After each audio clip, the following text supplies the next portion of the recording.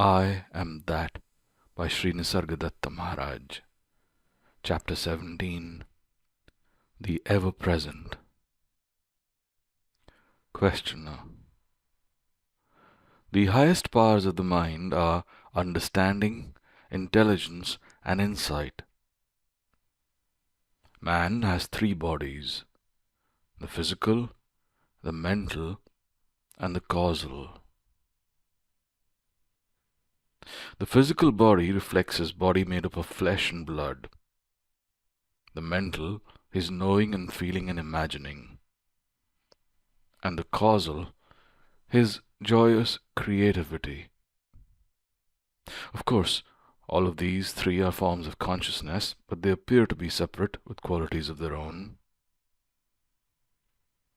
The buddhi, or intelligence, is a small part of the mind's power of knowing things. This buddhi, that is, intelligence, is what makes the mind knowledgeable. The brighter this intelligence, the wider, deeper, and truer the knowledge. To know things, to know people, and to know oneself are all functions of this intelligence. The last, that is, to know oneself, is the most important, and it contains the former two, knowing things and knowing people. Misunderstanding oneself and the world leads to false ideas and desires, which again lead to bondage. Right understanding of oneself is necessary for freedom from the bondage of illusion. What is your question? Questioner. What? Maharaj. Do you have a question? Why are you here? Questioner. Yes, I do. I understand everything in theory, but when it comes to practice, I find that I fail hopelessly, especially in my responses to situations and people, and by my inappropriate reactions, I merely add to my bondage. I am watchful and want to do the right thing every time, but many times I fall and watch myself fall, and that adds to my disappointment and misery, and reminds me of how helpless I am. Life is too quick for my dull and slow mind. I do understand, but a bit too late, when the old mistakes have already been repeated. Maharaj. What then is your problem? Questioner. I need a response to life, not only intelligent but also very quick. No matter how vigilant I am of the workings of my own mind, at times I see my attitudes and behaviors towards others betray my knowledge and intelligence, and I only catch myself oftentimes during and sometimes immediately after the fact, and I repent for such slippages. No matter how mindful I am unable to win over the mind 100% of the time. I realize my watchfulness cannot be too quick unless it is perfectly spontaneous. How can I achieve such spontaneity?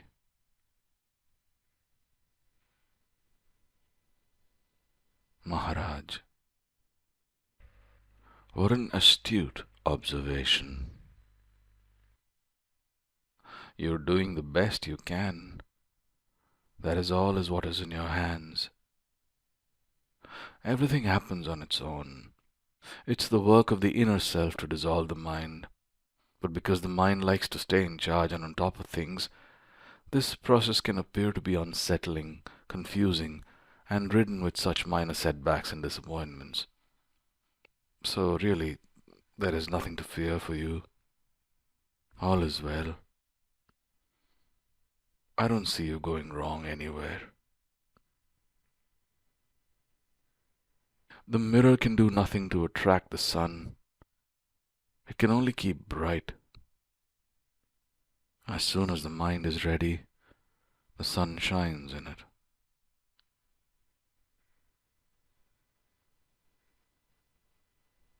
Questioner. The light is of the self or of the mind? Maharaj. Both. It is uncaused and unvarying by itself and colored by the mind as it moves and changes. It's very much like a cinema.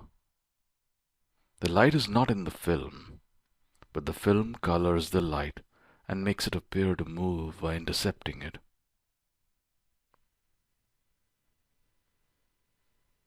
Questioner. Are you in the perfect state now? Maharaj.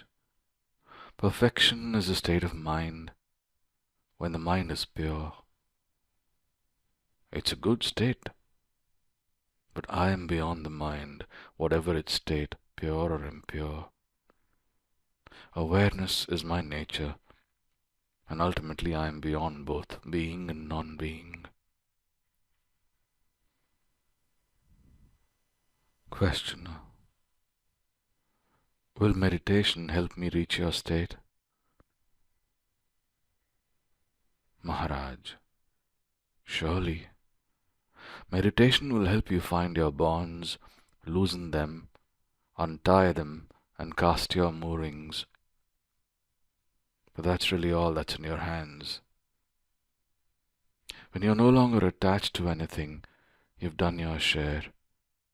The rest will be done for you. Questioner. By whom? Maharaj. By the same power that brought you so far, that prompted your heart to desire the truth and your mind to seek it. It's the same power that keeps you alive. You may call it life, or God, or the Supreme.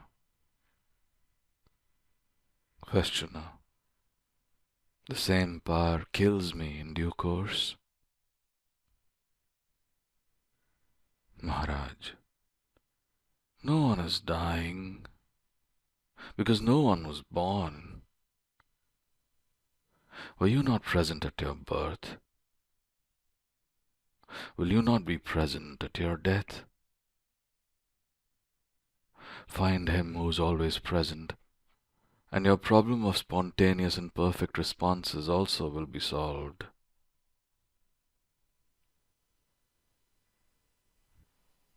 Questioner.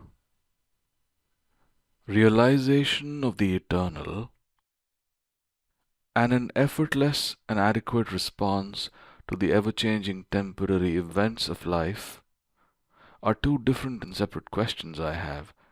You seem to roll them into one. Maharaj. They are related. To realize the eternal is to become the eternal, the whole, the entire universe with all that it contains. Every event that happens in the universe is the effect and the expression of the entire whole, and is essentially in fundamental harmony with the whole. All response from the whole must be right, effortless, and instantaneous. It cannot be otherwise if it is right. Delayed, calculated response is the wrong response. Thought, feeling, and action must be one and simultaneous with the situation that calls for them. Questioner. How does this spontaneity come about? Maharaj. I told you already. Find him who was present at your birth and will witness your death. Questioner. My father and mother? Maharaj. Yes, your father and mother, no doubt. But most important, the source from which you came. To solve a problem, you must trace it to its source. It is only in the dissolution of the problem into the universal solvents of inquiry and dispassion that its right solution can be found.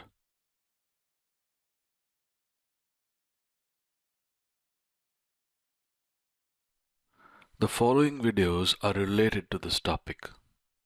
Some links appear at the end of this YouTube video as end screens, but for all the links, please see the description.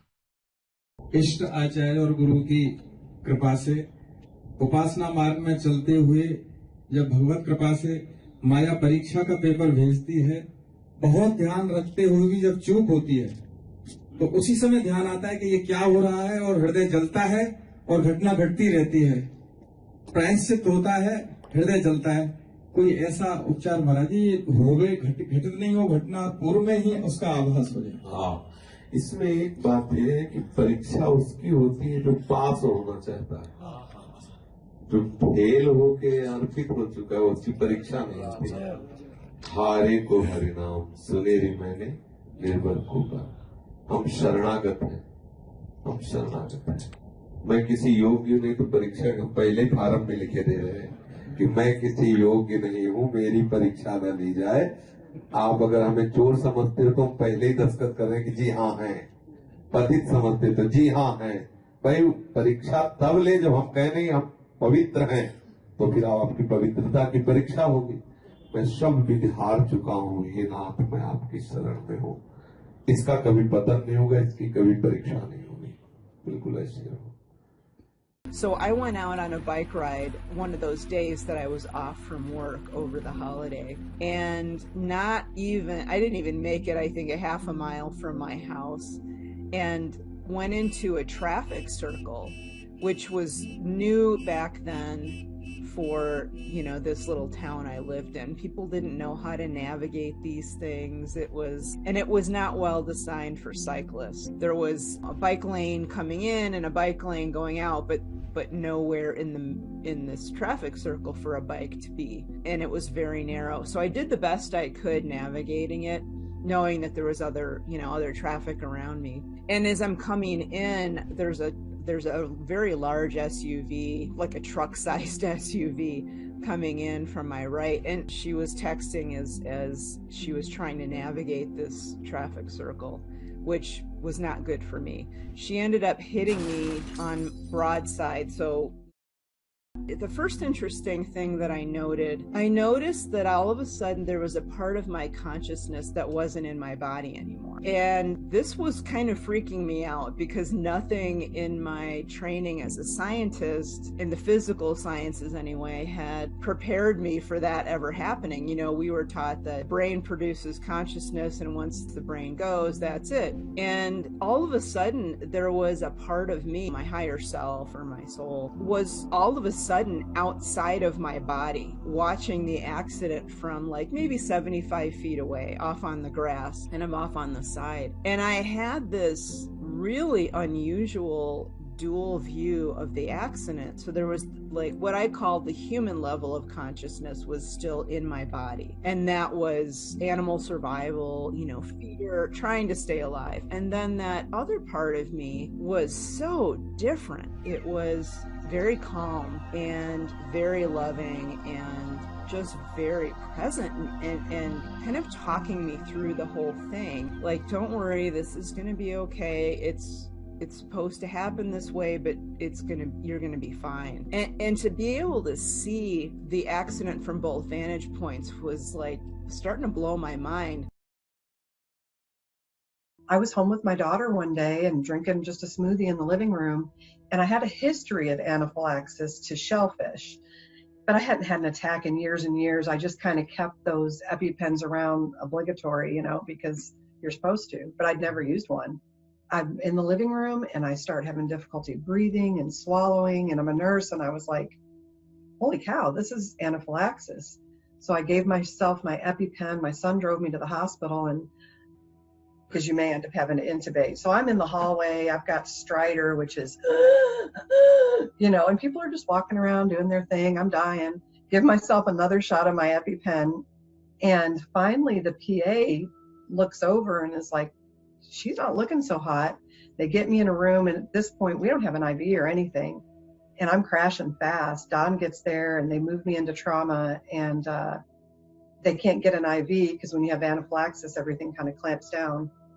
And so it's just going from bad to worse. And Don's like, if you don't do something, she's going to die. You need to intubate her. They said, oh no, we've got plenty of time. And it was immediately after that I just quit breathing. And it's funny because I popped out of my body so I could see what was going on.